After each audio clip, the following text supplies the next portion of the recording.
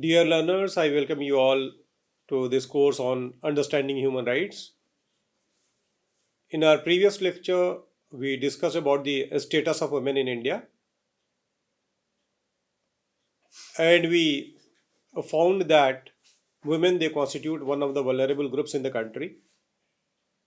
We also discussed that violation of the rights of women is a universal phenomenon.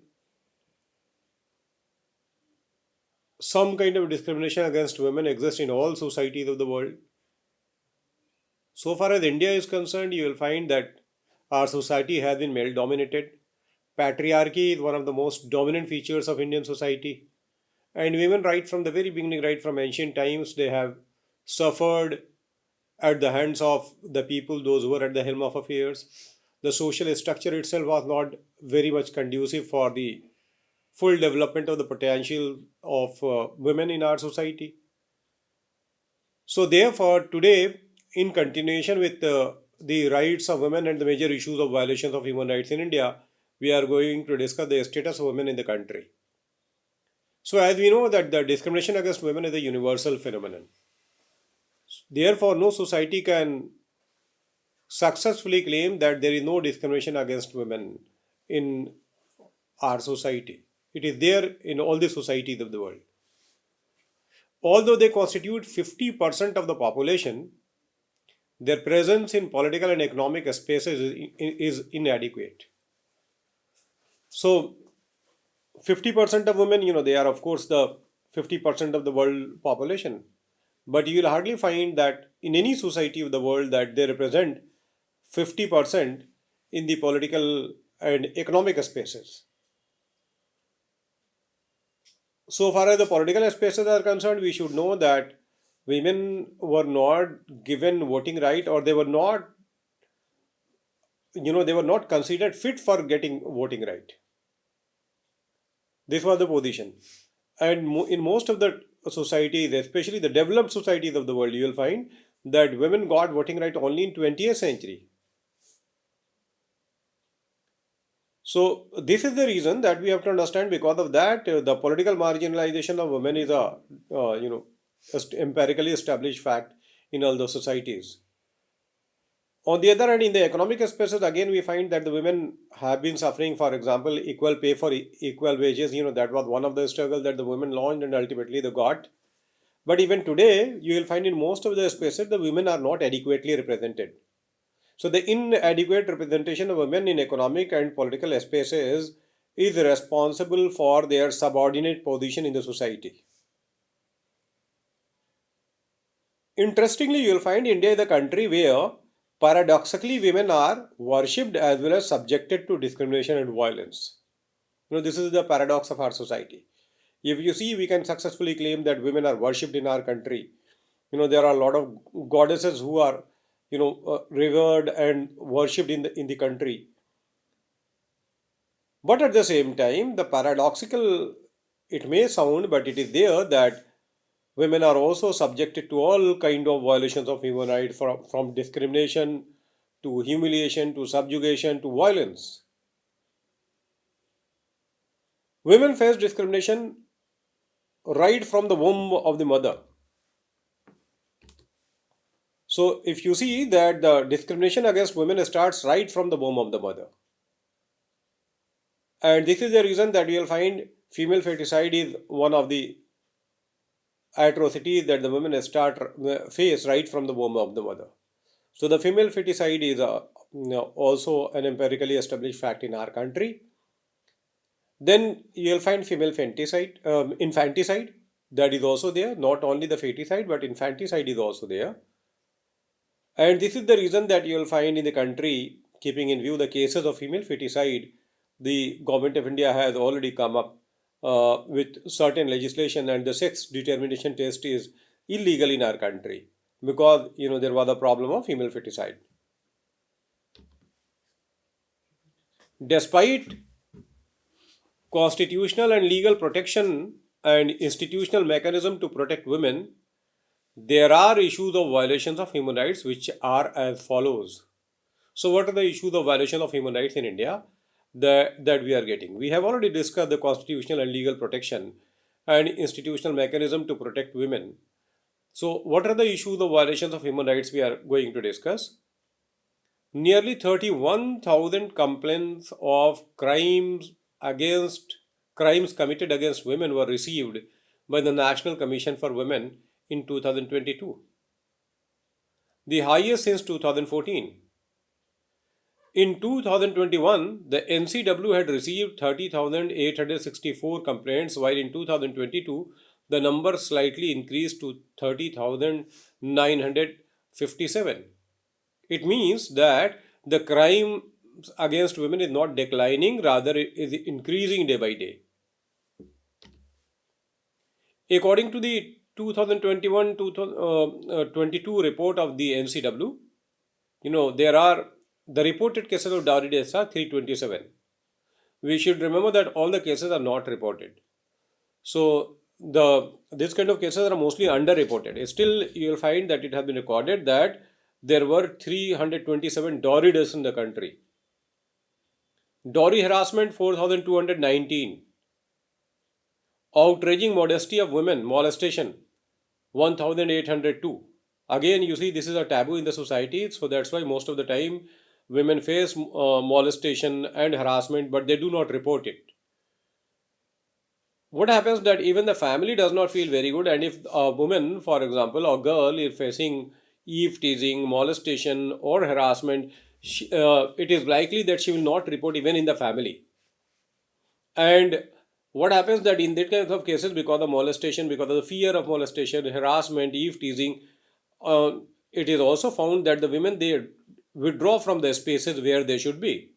So the school going girls to college going and university going students, they may also withdraw from their spaces because of this kind of a problem. Then it was also recorded by the NCW that rape and attempt to rape were, this kind of cases. What was the number? It was 1,293. Then honor crimes 479. When we are discussing honor crime 479 and all these other cases, we should remember that the cases are mostly underreported. Women victims, they are not reporting because of the family, because of the social pressure and all. And it becomes very difficult for the women of the marginalized communities especially to go and report the cases. The cases of female feticide, although it is illegal, the sex determination test is illegal, but you will find that the cases of female feticide is also, they were also reported. So unfortunate that 17 cases of female feticide were reported. Sexual assault 93. Sexual harassment 480.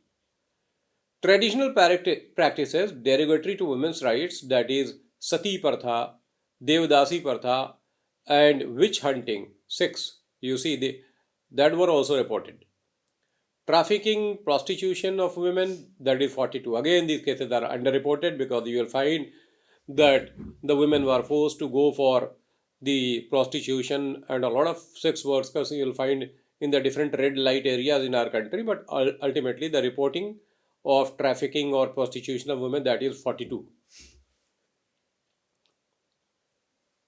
Again, on the basis of this statistics, you can see what is happening in the states and the union territories with the highest crime against women. Uttar Pradesh, 13,058 cases were reported from Uttar Pradesh. Of course, it is the most populous most populous state of the country, so that where the cases will be also highest, it is, but for obvious. So the Uttar Pradesh, from Uttar Pradesh, there were 13,058 cases of crime against women. Delhi 2,971, Maharashtra 1,431, Haryana 1,402, Bihar 1,241, Rajasthan 1,012. According to various media outlets, India records 51 cases of crime against women every hour. You see. So that according to various media outlets, India records 51 cases of crime against women every hour. It means almost every minute you will find a woman is facing some kind of harassment or crime in the country. So every minute that is happening almost. Moreover, the number of complaints received by the NCW in 2022 is the highest since 2014, when the panel had received 33,906 complaints. As many as 2,523 complaints were received regarding the offense of outraging the modesty of women or molestation.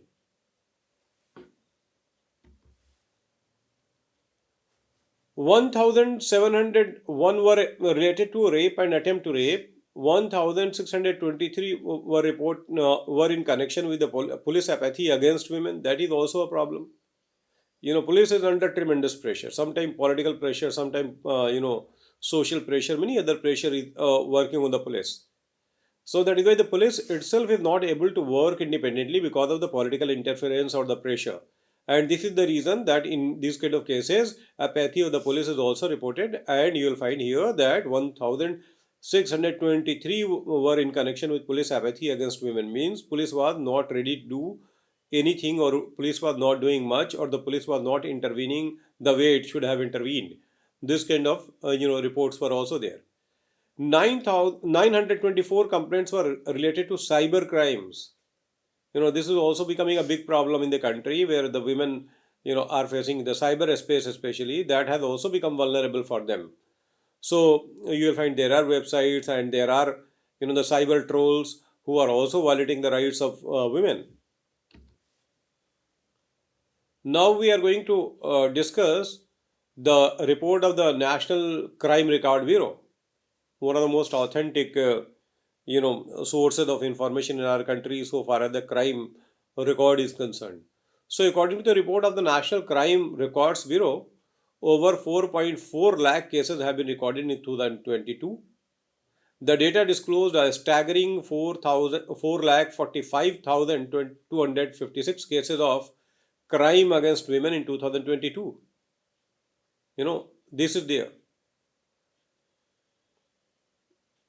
This marked a notable increase from 2021, which recorded 4,28,278 cases, and in 2020, which reported 3,71,503 cases. So you'll find that the number is increasing. So it is not declining, rather it is increasing. That is, of course, a disturbing trend. The NCRB's findings unveiled a crime rate of 66.4 lakh population, 66.4 per lakh population, with a charge sheeting rate of 75.8 in such cases. So the a quite high number.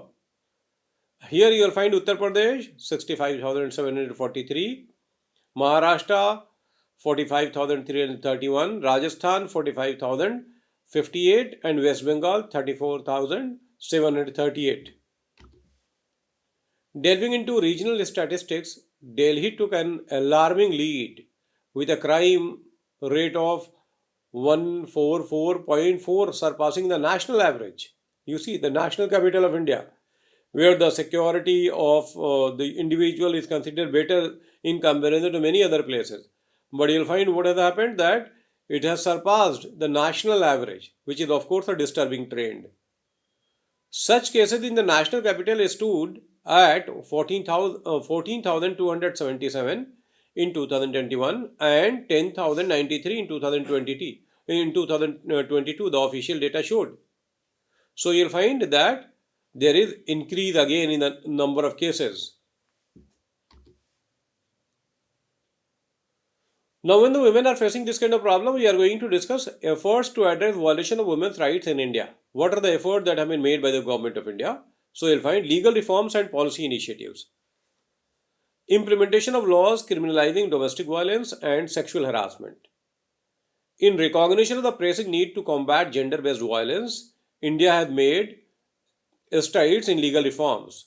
The implementation of laws criminalizing domestic violence, such as the Protection of Women from Domestic Violence Act 2005 and amendments to the Indian Penal Code to address sexual harassment, demonstrates a commitment to creating a legal framework that safeguards women's rights.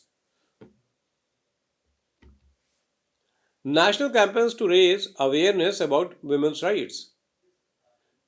Various national campaigns have been launched to raise awareness about women's rights, and the legal recourse are available to them. So that is dissemination of information and all. These initiatives aim to dismantle societal norms that perpetuate gender based discrimination and violence, fostering a culture of respect and equality. So, that is also there. These initiatives aim to, and that should be there. Establishment of special courts to address cases of violence against women. Most of the time you'll find the cases are delayed or the justice is delayed. So that is why the special courts to address the cases of violence against women, they have been created. A specialized court dedicated to handling cases of violence against women have been established, streamlining the legal process and providing a more sensitive and effective platform for survivors. These courts focus on expediting trials related to crimes against women, ensuring timely justice. You know, this is the purpose, and it is, of course, a good initiative. Grassroots activism and advocacy. The role of non governmental organizations in providing support and resources to women. NGOs like ActionAid play a pivotal role in addressing violations of women's rights by offering a range of support services, including counseling, legal aid, and vocational training. Organizations like ActionAid and many other organizations, several organizations are there that are working. We have mentioned only one here. Just for example, these organizations often bridge gaps in government initiatives, providing critical assistance to women affected by various forms of discrimination and violence. So that is why here the role of non-governmental organizations, dedicated individuals, public spirited individuals, lawyers, and other professionals who are trying to address the problem faced by women, that is also important, and that is why you see the non-governmental organizations are trying to write a new story so far as the protection of the rights of women is concerned. Community-based programs to empower women and girls. Grassroots initiative focus on empowering women and girls by providing education, skill building, and leadership training. By enhancing their socio-economic status, these programs contribute to breaking the cycle of discrimination and vulnerability, fostering a more inclusive and equitable society. Collaboration with local authorities and community leaders to address human rights violations. Successful efforts to address women's rights violations involve collaboration between non governmental organizations, local authorities, and community leaders. By fostering partnerships, these initiatives gain valuable insights into community dynamics and cultural nuances, enabling more effective intervention to combat violations and promote gender equality. So, with this, we have already finished our, we have concluded our discussion on the rights of women, all the initiatives, programs, and laws and constitutional framework we have discussed. Now, what we have to remember that there are three ways of addressing the problems of women in our country. First of all, you will find that it has to be there on the individual level. So the individual level, it can be done only when the male members of the society, especially, they are sensitized about the problems, challenges, and plight of women in the country. That is the first thing. On the other hand, individual level, when we are talking about at the individual level, then the women should be also be made aware about the rights, about the institutional mechanism, about the redressal and remedial measure that they can seek if their rights are threatened or violated. So that is one step. Number two is at the societal level, that the social sensitization is also needed. Why? Because the patriarchy and male domination is a reality of our society.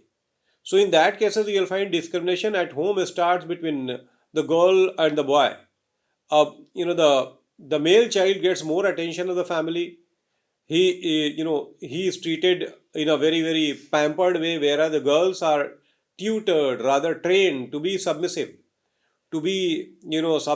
and not raising voice on many many issues. So that kind of training, when that is imparted right from the family, then it becomes very difficult for the women or the girls to assert their position in the society, and that also leads to a lot of atrocity that is committed against them, because their silence contributes to continuation or the perpetuation of the suffering that they are undergoing. So this is the reason at the societal level, again, you will find that the social group, they are to be sensitized. At the same time, women are to be made aware about their rights and the remedial measure they can seek in case of violations of those rights. At the third level is, of course, the role of the state. We have already discussed that even the supranational bodies like the United Nations or the international organizations, whether governmental or non-governmental, they also work in an interstate framework. And ultimately, all the policies, programs, treaties, they are to be basically implemented by the states. So, therefore, the responsibility of the state is bigger. In this way, we find that the government of India or the Indian state has tried to address the challenges faced by women, and there are many many good initiatives that have been taken up by the government of India, but at the same time this is never enough, because despite all these efforts, what we are finding that the women are still suffering from many many problems. And the one thing that must be ensured by the government is their adequate representation in political and economic spaces. And here the government doesn't need, here the government does not need a lot of resources. It is just initiative is enough. So that is why the affirmative action program, some kind of program that is going to increase the percentage of women in the parliament and the assemblies, as it has been done in the local bodies, that should be done. And when the women are occupying important position in the social, economic, and political spaces, that will also minimize the ill effects of patriarchy, male domination in the society, and that is also break the stereotype that is attached with the women. With this, we are concluding our lecture on the rights of women and the major issues of violation of human rights in India.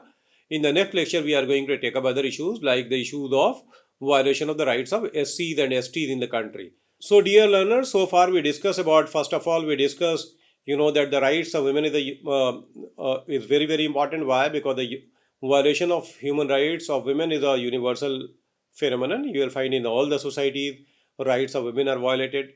Then we also discussed that the very structure of the society, you will find in most of the societies, that is patriarchal, or the male domination is an established fact. So because of that, also women get marginalized.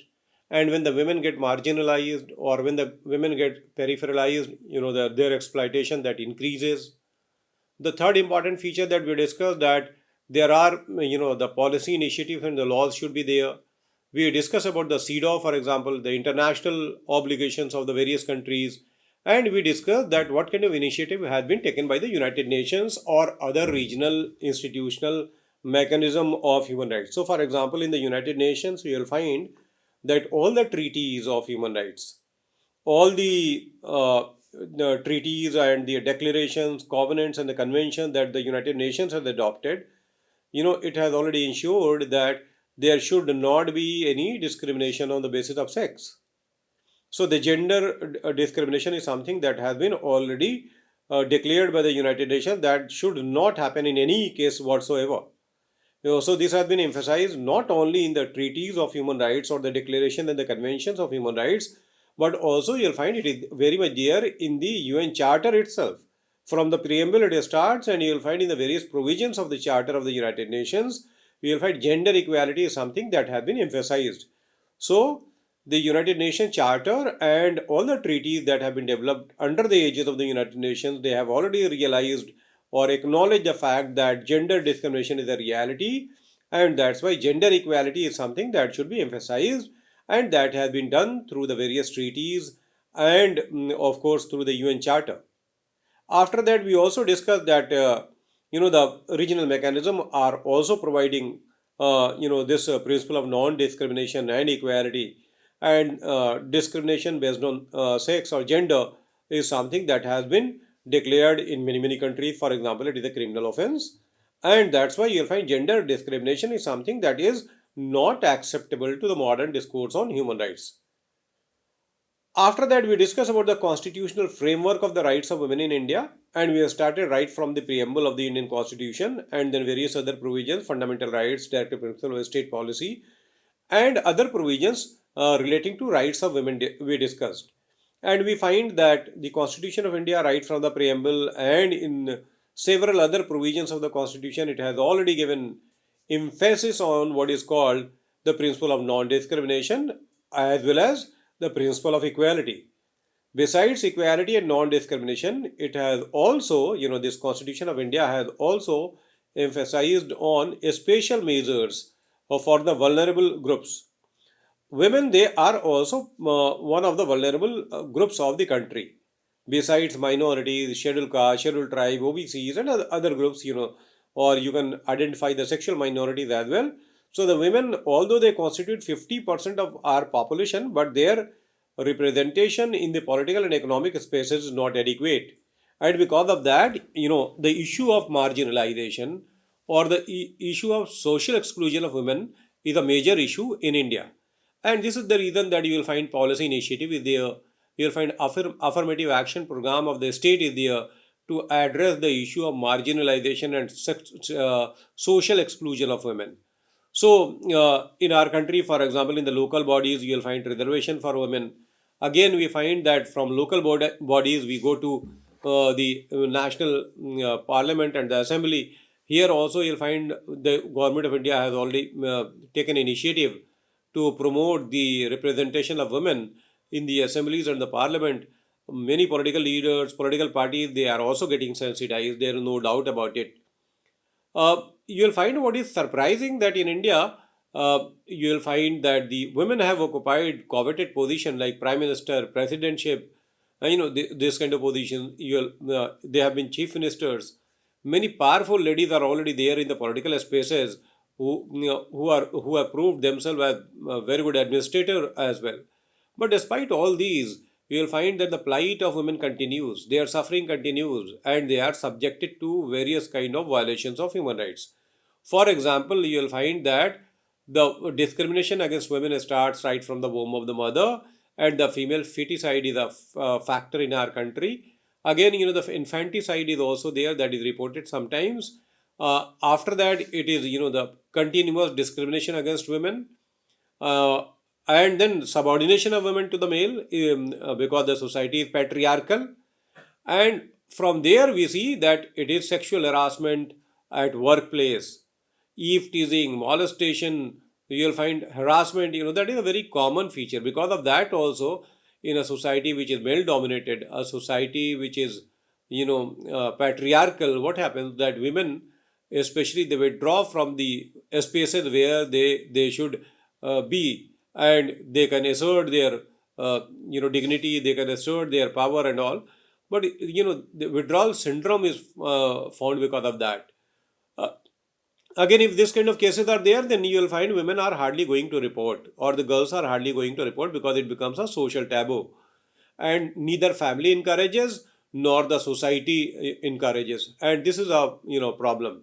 So that is why their suffering continues. After that, you will find these, not only these are the crimes, but they also face gruesome kinds of crime. For example, crimes against women include, for example, the acid throwing upon them, or you will find that rape cases, murder, bride burning, especially the dowry related deaths. So the harassment of women, it includes bride burning. You'll find or the murder, or you'll find rape, all these things. Sometimes the collective violence is also there in most of the situation, like communal riots and caste violence. Women are become the ultimate target, so that is why the collective violence they face, gang rape, etc. These are the issues that the Indian women have been facing. So, besides that, we also find that there are some other issues like, sati has been something that is there in our country, and even if it is reported, even a single case is reported, that is, of course, a national shame. Then, in the when we are discussing the violation of the rights of women, we have to also see the double, exploitation or the double victimization of women coming from the marginalized communities.